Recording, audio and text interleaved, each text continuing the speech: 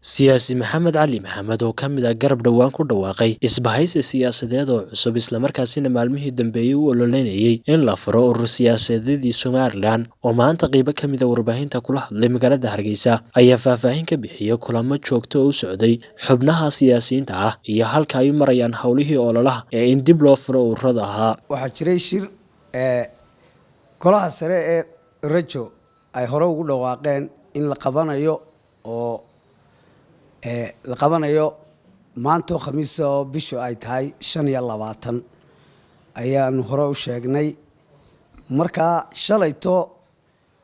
golaha sare ee Rajo kulan ay ku sameeyeen hotelka Sky waxa shirka ka soo baxay qodobo dib loogu dhigayo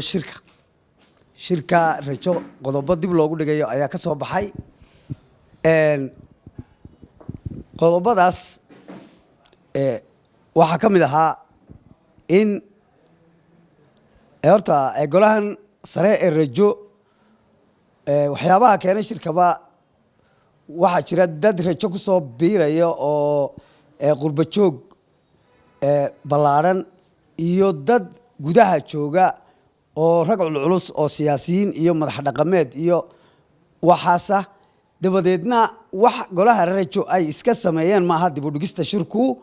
golaha sare Rajo waxay sameeyeen maaha waxa keenay dadkaas shirka ka qayb gali lahaa oo iyagu codsaday in shirka dib loo dhigo si ay uga qayb galaan waxa kale oo qayb ka noqon doona oo iyadana arinta halka ururadii maalintii dhaweyd shir saxaafadeedka nala qabtay oo iyaga laftigoodu ka soo qayb galaya daafurka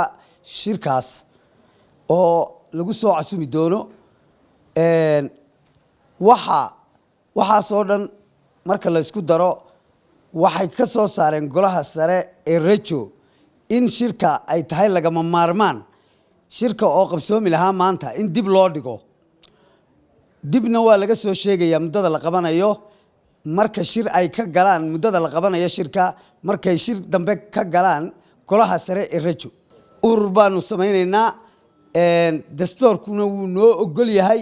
article 14 sidii aan hore u sheegnay wuu noo ogol yahay urur bay noqonaysaa ururada siyaasadda